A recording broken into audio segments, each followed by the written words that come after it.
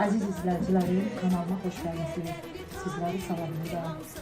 Mən bugün sizlərə cənnət almasının kompotunu hazırlanmasını göstərəcəm.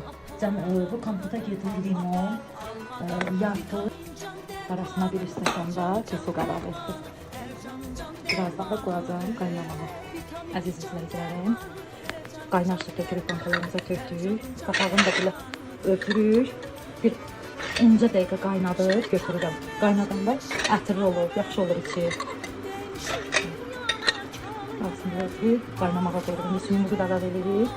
Pisli suyumuzu qazanın içine.